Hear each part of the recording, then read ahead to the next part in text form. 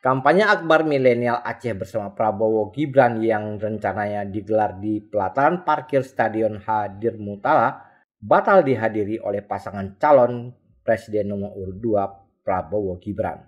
Akhirnya kampanye milenial itu diisi dengan ragam kegiatan seperti fun walk, senam sehat, bazar UMKM, musik performance, serta berbagai macam door prize yang disediakan oleh panitia, serta deklarasi dukungan milenial kepada paslon nomor urut 2 Prabowo Subianto dan Gibran Raka Buming Raka. Meskipun begitu, warga tetap antusias mengikuti rangkaian kegiatan yang digelar tersebut. Ketua Badan Pemenangan Pemilu Partai Gerindra Aceh Safarudin yang berada di lokasi memberikan keterangan terkait batalnya paslon nomor urut 2 itu melakukan kampanye akbar di Aceh. Safarudin mengatakan bahwa pihaknya akan mengatur kembali jadwal kampanye akbar Prabowo Gibran di Aceh.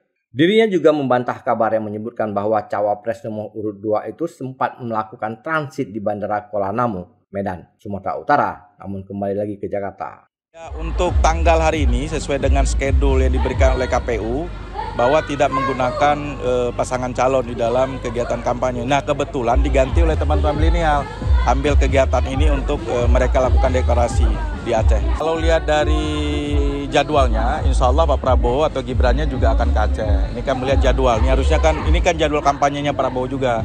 Nah, namun Bapak ada kesempatan yang memang nggak bisa ditinggalkan karena memang sudah terjadwalkan di daerah lain. Insya Allah pada putaran selanjutnya Pak Prabowo dan Gibran salah satunya mungkin akan kita datangkan untuk berkampanye di Aceh, mungkin tidak di Banda Aceh.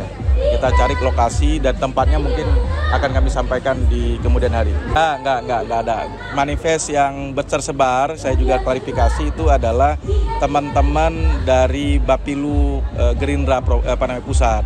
Mereka sedang mengirimkan logistik kegiatan-kegiatan Partai Gerindra, hanya itu saja.